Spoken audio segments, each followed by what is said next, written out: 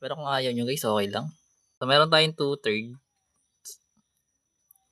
2/3. Tapos, 3x minus 6 minus 1/4 times 4x plus 8 equals 5. So, ito madali lang ito. Mukha lang siyang mahirap. Pero, madali lang kasi factorable naman eh. Hindi sabihin pwede mo kagad i-cancel yung denominator eh. Tulad dito guys. Huwag ka muna mag-LCM kasi pwede mo ito i-simplify mas madali.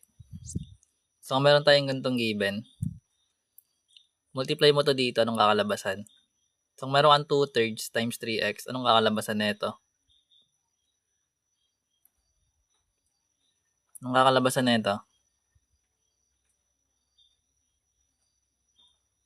9? Hindi, marunong ka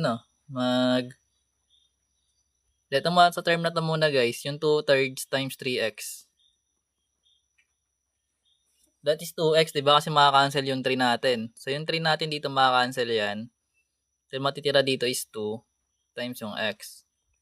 So, bali magiging 2x siya dito. Then, ito naman na part, yung 2/3 times negative 6. Anong magiging sagot doon? So, yung negative 6 divide 3 magiging negative 2. Di ba?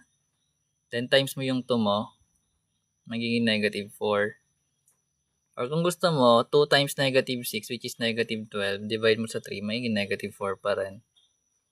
Pero nakadepende yan sa yung paano mo ginagawa. Pero mas madali ito kapag inuna mo i-divide. Then, tsaka mo siya i-multiply sa numerator.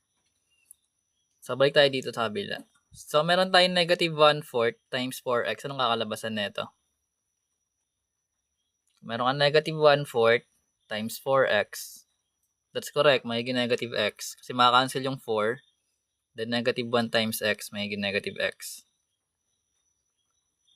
Then, yung kabila natin, kung meron tayong negative 1/4 times 8, ito magiging negative 1/4 times 8,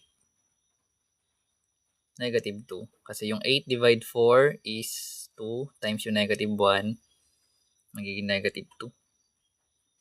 Then, equals 5. So, combine mo na yung mga terms na pwede sa left side natin. So, kung meron kang 2x minus x, pwede yun i-combine.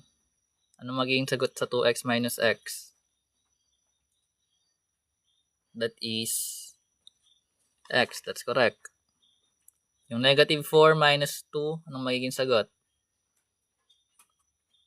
That is negative 6. That's correct.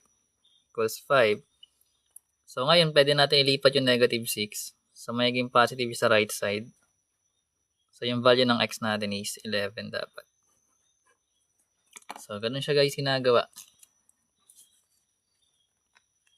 Pero pwede yan LCM kung gusto mong tanggalin yung denominator. Anyways, that is 11, which is letter B. Galing ni ang galing talaga ni Rail C2TZ